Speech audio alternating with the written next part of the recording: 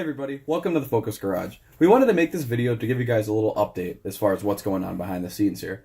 If you may have noticed in some of the comments that have been asked about my car, I am responding to them in past tense. This is because I did sell my Focus ST. I parted the car out back to stock and I actually bought something else.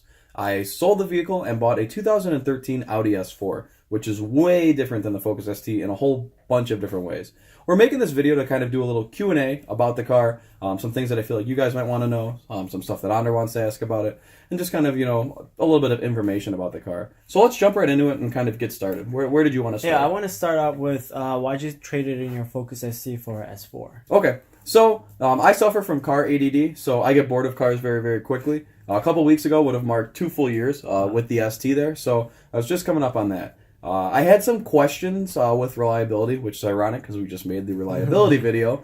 But long story short, my Focus ST actually destroyed a spark plug. The ground strap on the top of the spark plug completely broke off. Scary moment. Luckily, it didn't cause any damage that I saw to the motor. Whatever happened was a clean break and it came out the exhaust. But just knowing that happened, not knowing if it's tune related, engine related, or just bad luck with a bad plug, kind of shook my faith in the car. Plus, I was coming up to being out of the powertrain or the basic warranty with the vehicle, so I just kind of had those thoughts in my head. So, anyways, I parted the car back at the stock and sold it and bought this car. So that's kind of how that happened. The reliability was the biggest thing, and then the warranty kind of going there. Plus, it was kind of at that peak of the depreciation curve where if I would have waited any longer, once the car goes out of warranty, it's worth a lot less. Oh well. So what is your first impression about the S4? Okay, so it's obviously, as I've said already, a lot different, but it's a very comfortable car in comparison. I mean, when this thing was new, it stickered I think for like $62,000 or $63,000. So picking one of these up used can be a great bargain if you know what you're looking for. But first things right off the bat, this is a much more kind of quiet car, more comfortable car to drive. More mature feeling, I guess you could say. If I can interject, you made that car loud. Exactly. So it's kind of one of the things, like, we had talked about this before off camera, that, like, everything that I'd done to the Focus, when I parted it back out to stock, I realized kind of how poor you make the car, louder exhaust, coilovers, things like that. The car becomes bouncy, loud, everything like that. I put it back to stock, and suddenly the car seemed more enjoyable to drive, I wonder why. Right? So those last couple of days where I had the car completely stock, I'm like, oh, now I remember why I like the car so much, and gone. But some of the first things I noticed with the Audi is build quality. I mean, obviously it's tough to compare a Focus, to an Audi, but one of the things with that, everything in the Audi is like nice materials. The metal is real metal. It's not plastic that looks like metal. Everything fits together very well, and there's soft touch materials everywhere. So my car's got something called the Panda interior. It's it's black seats with kind of like a whitish gray suede accenting on the seats, and that suede is kind of like everywhere, like on the door panels, on the seats, and it's nice to kind of have that everywhere in the car it feels that you nice touch. in there. It's scary about getting dirty though, but who knows? But that's the kind of first impressions, and then power delivery is much, much different. So you're going from a very small turbo 4-cylinder to a supercharged V6 here, and with the Focus, as a lot of you guys would know, it's very torquey and punchy down low, and the power comes on, and it kind of dies out near the top of the rev range there. Whereas with this car, it's very, very linear. So whether you're low RPMs, mid, or high, the power is very consistent. But because you don't get that bump down low, a lot of times, in your mind, you might be thinking that it's slower because the car doesn't like hit you and kind of give you that seat of the pants. It's more feeling. linear. You're like more like It's more predictable. It doesn't feel fast, but it's a okay quick car. Yeah, it's not a race car by any means, but they're gonna hate on this. I did get the dual clutch version. Oh yeah, automatic. So well, you can call it automatic. There's no clutch pedal, so I guess it's not a manual car. But I'm still very, very happy with that. I don't find myself missing manual hugely or something like that. And this car kind of gives you the best of both worlds. I'm sure it's nice to drive it in traffic. Dude, let me tell you, it's the first traffic jam I got in with this car, to just take my foot off the brake and let the car crawl forwards. That is something that I haven't been able to experience in so long, and it was just so relaxing and so comforting to be able to do. I bet. So, I mean, it definitely shines in that. Yeah. This particular one that I got does have the Audi Drive Select, which is basically their version of like a adjustable ride car. So the throttle response, the suspension, the transmission shifting, all of that is adjustable. You can, go between like comfort and sport and things like that. And this car kind of does give you that 2-in-1 type feeling. So I can leave the car in sport mode and, it holds gears longer, shifts harder, suspension's more firm, less body roll, and you have like kind of a sportier car, but you put it in comfort mode, and it's like driving a cloud. You know, the everything, you know, it's more comfortable, the suspension's softer, and it kind of just shifts like a sloppy automatic. So you get kind of like two cars in one when you get something that has that option pack on it there, which is something that was important to me when I was looking at them used. I guess you can just keep one car now, huh? You know, that's what I like to tell myself, but, you know, as the car ADD strikes again and, you know, you start browsing through Craigslist, you always got to see what else is out there. And if someone has a good deal on something, you know, you can't stop yourself from pulling the trigger. There is a supercharged Z06 for sale. Yeah, got to go back to that. ideas. Yeah, so let's talk about your mod list for this car. If you have any, like, are you going to, like, go with the power, or are you going to do, like, all together, or just you're going to do, like, visual stuff? Okay. So because I have no self-control, I bought this car completely stock. Something neat about these cars is that they do have a launch control mode from the factory built right in. And through software, we can communicate with the car. You can see how many times it's been used. Luckily on this car, it's never been used. I was the first one to pop the cherry on that car. And you can't reset it, or there's no hard reset with that at all. So congratulations, you ruined your car. I already ruined it. So I've launched it a couple times, but that's proof that this car has not been modified. So I bought it totally stock, and within a couple of days, I bought the RS4 style grille because I found a good deal on that and threw it on. I didn't want to get wheels and tires, but same thing. I found a good deal, so now there's wheels and tires on the car. I've also added a carbon fiber duckbill trunk lid on the car. But that's what I've got now, just in like the month and a half that I've owned it. Tasteful, smaller mods. Stuff, yeah. What these cars can benefit from, because they're supercharged, is a pulley upgrade. So this car they offer something called a Stage 2 package, which is pretty much a smaller pulley for more boost, and then a transmission tune and an engine tune. All together, that makes for a car that will run 0 to 60 in the high 3 seconds and quarter mile, like high 11s, low 12s. Wow.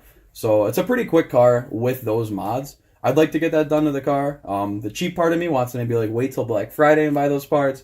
Maybe wait it out even longer to see if the car doesn't blow up on me, but it's supposed to be a reliable engine. I mean, it's too late now. It's too late. It's out of warranty anyways. Yeah. So, you know, who cares? YOLO? Push the PayPal and send it. Bill me later. Here I come. So I'd like to do the Stage 2 package on the car, probably in the next year, maybe less, depending on how things are. Probably how I feel tomorrow. with the car. Yeah, I mean, I've got a couple people I know that know I bought the car telling me every single day, when are you going to go buy Stage 2? When are you going to do it? Yeah. So other than that, though, there's not a whole lot I want to do with the car. I don't think I want to do like an exhaust or coils or anything like that, just because I like the way it sits and I like the noise from the car. An intake would be cool, because with a supercharged car, noises, you do get the whine, and you know, everybody online, they buy the intake first, because who doesn't want to hear supercharger noise? I mean, with the Focus, you put the green filter in there and for take boost noises. Yeah, you just like so cool. Same thing, you know. Cool stuff. We'll get to that eventually. It adds imaginary horsepower, but it's sounds, you know, so seat cool. of the pants power is all that matters. If you spend money on a part and now your wallet's lighter, it's weight reduction, so your car should be faster. That's so true. So when you were buying this car, what were the other competitor cars that you were looking at, or this was the car that you actually went out and then, you know... Yeah, like what did I kind of cross shop this with? What did I look at? So when I was getting rid of the Focus, I did kind of like, you know, how the Focus is sort of a sleeper vehicle. Mm-hmm. And I wanted to kind of stay with that. I didn't want anything obnoxious, crazy, like with a big wing, like an STI or something like that. And I liked the aspect of 4 doors. So I was looking kind of more towards like super sedans. I was looking at Chevy SS's. That would have been cool. That would have been cool. C63 AMG, maybe like CTSV, that sort of stuff. I'm a big sucker for GM cars, so GM, you know, LSV8 rear-wheel drive, that stuff's good to me. And then you bought a I bought a little freaking German little, you know, car. Oh my god, you're hilarious. So what made me do that is two main things. Fuel economy, because I do want this to be my only car for a while, and, you know, a lot of those V8 rear-wheel drive cars are going to get 11, 12, 13 miles per gallon, and I do a lot of driving. I've had the car, you know, less than 2 months, and I've already put 2,000 miles on it. Wow. So that was important to me, and I really, really find the all-wheel drive appealing. In Illinois, it matters. Yeah, you know, knowing my luck, it's probably not going to snow at all this winter, now that I have an all-wheel drive car. But that was cool to me, knowing that it is all-wheel drive. It isn't a, you know, hull deck space system, which is, you know, primarily front-wheel drive and then rear-wheel drive when it needs to be. This car is pretty much a all-time all-wheel drive there, which was appealing to me. That's a cool feature to have on the car. And from all the research I did, this is supposed to be a pretty reliable engine, this 3.0 supercharger they use in these. They put it on everything. Yeah, after they kind of use it in this for a while, they use it in a whole slew of vehicles. You can find it like in the A6 and the Q5. Even I think some of the Q7s have them too. So it's a very wide use engine. So I'm hoping it doesn't give me issues and it can kind of take the beating that I want to throw at the car. And I like the look of it too. Following that suit, it is a very sleeper car. Going down the street, nobody's going to turn. You can't really tell the difference between a Jetta and the A4. Exactly. The S4. No, I basically paid more than double for a fancy Jetta. Yeah, I got a Jetta with sweet seats. Speaking of Jetta, how's the interior? Like the size of the interior, like the seating positions and whatnot. Okay, so surprisingly small. I'm about 6 feet tall, and sitting behind myself in my Focus, I would actually say that there was more legroom in the Focus than there is in this A4 or S4. It's based off the A4, so basically that's how it's set up there. But the way the car is kind of set up in the inside, there's a lot of room in the front seats. It makes it feel like a very spacious cabin for the driver and the passenger. Yeah. And I don't think it was really designed much with the rear seat passengers in mind, because if you're any size of height, it's going to be very, very small back there. A6 if you want to be driven around, I guess. Exactly. So it's not super tall person friendly for the back seats. You can put people back there if you need to. I kind of use the rear doors more for just throwing my stuff in the back seats. But yeah, surprisingly small, because it isn't a small car. It's a fairly long car. It's a pretty long car, yeah. So you see that and you think, oh, there's going to be room inside, and not for the back seat. Well, when your engine is sitting in front of the tires in the front, you need all that room. Has real all-wheel drive, basically set up like a front-wheel drive car. Worse than a front-wheel drive car. Just hang it right over the front axle there. It's a 911, but reverse. Or reverse, so even better because German. But I think this covers up all the stuff that we wanted to hit about it, and we will go do another shoot with the car and then show you guys how beautiful the color is. I know he worked on it pretty hard to get that Shazam.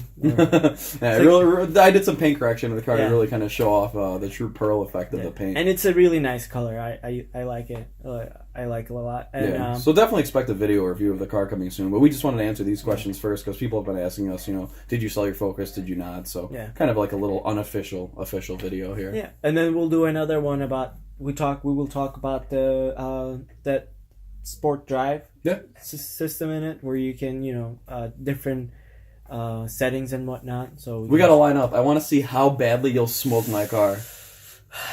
On a roll, it would probably smoke really bad. From a dig, if you can ever grab traction, it's over. I don't know. But some we'll have to see. I look forward to it. We'll and then stage out. 2.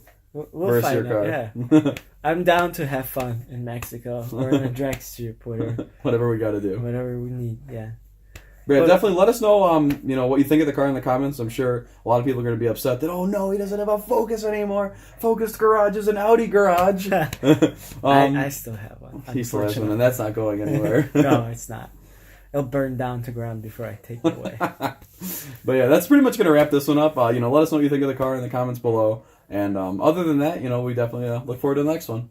Yeah, thanks for watching. Make sure to comment, subscribe, and share this video. And kudos to all. We'll catch you in the next one.